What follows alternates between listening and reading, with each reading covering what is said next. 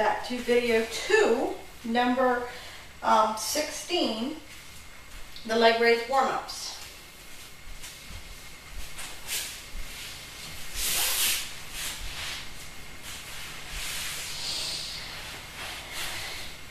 So basically we're going to pull one leg up and back down.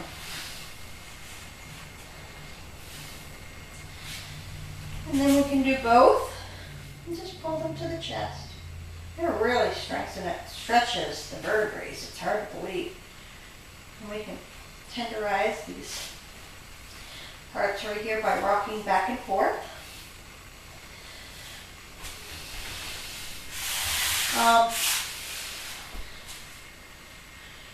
Number 17, you had some issues with my movement during the leg raise that you wanted to make sure that I was clarifying. Our hands would always be interlaced, pinkies would be at the base of the skull, and elbows would be forward so that we're not lifting our head. So during any movement, I would be lifting. Of course, I'm lifting with this core, not my arms.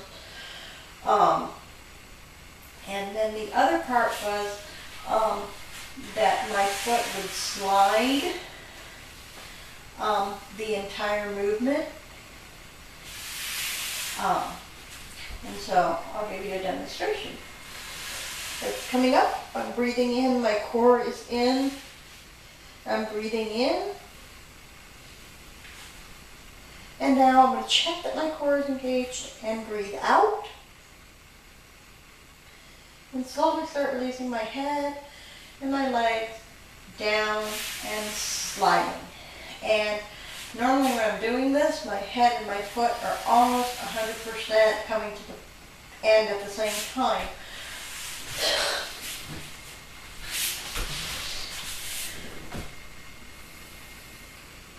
And that was kind of a lot of stuff you had in blue that you were seeing that it didn't look like I was carrying that all the way through.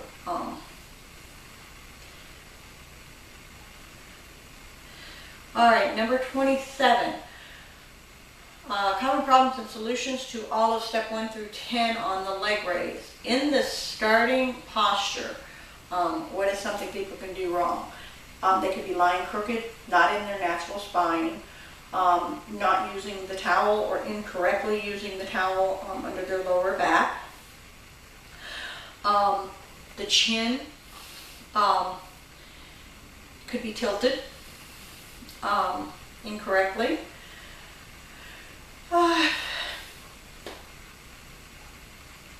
The little fingers not placed under the base of the skull, as I was just making clear a few seconds ago. In the movement, not using the core to do the lifting of the head and the legs. Needs to come from the center place during the movement. Things that we can do wrong. Not using our core and not breathing. Lifting our head too fast or too slow. Not sliding our feet properly during some of the stages. Moving crooked. Not getting this chin tucked in properly where it holds when it's up and coming back out.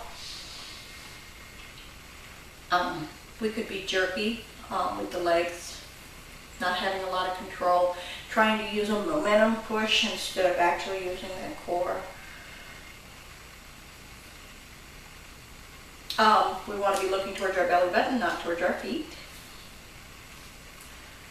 We're not supposed to lift this lower sternum off the back, off the floor. And like I said, heels they need to slide. Not be lifted off the floor. Okay. It looks like the next one is going to be 28. 28A.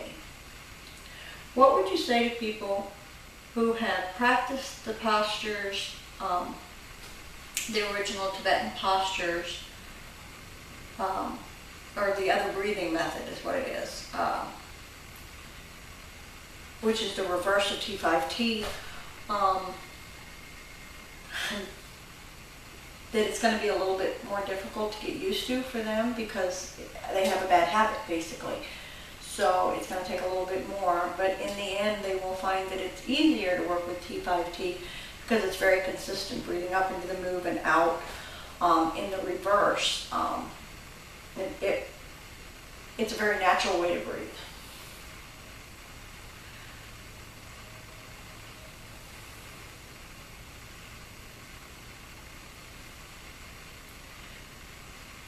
Number 30.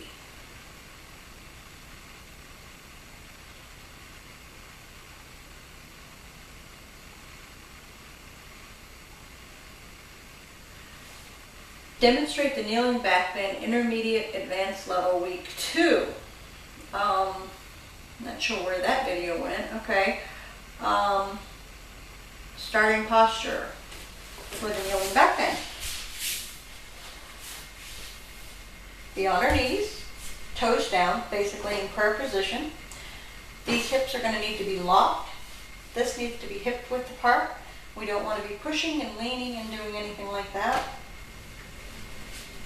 Our chin goes down, tucks towards the chest. Then we kind of grab a hold here towards the bum. And we're going to breathe in on the up. We're going to engage all of this, the pelvic floor. Pull this belly button towards the spine. Breathe in. Just stretch, open up that chest and shoulders, and then breathe out. Double check that the core is engaged. Breathe out.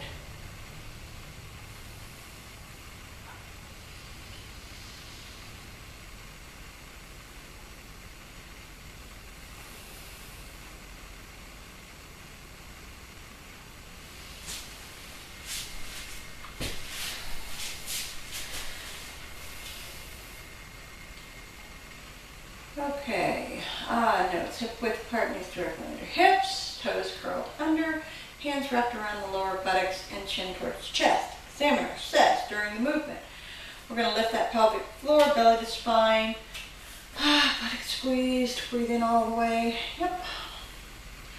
Okay, those are just part of the instructions, I guess. Number 31, common problems and solutions to the back bend. In the starting postures, what would some of the problems be? Not lifting and using that core, belly button towards the spine, toes not curled under, chin not to chest, hands not on lower buttocks, and legs not hip width apart, knees not hip width apart, or too close together. In the next section, during the movement, not using core, not squeezing our buttocks during the movement, not breathing, arching too far, hips moving,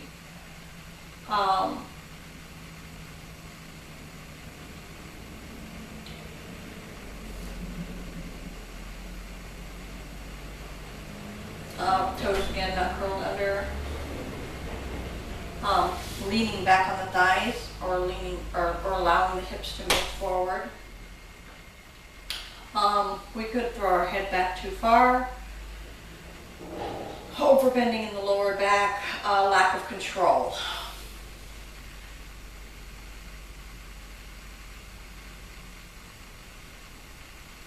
I am going to turn this off and start the video again because, again, I don't want these videos to get too long.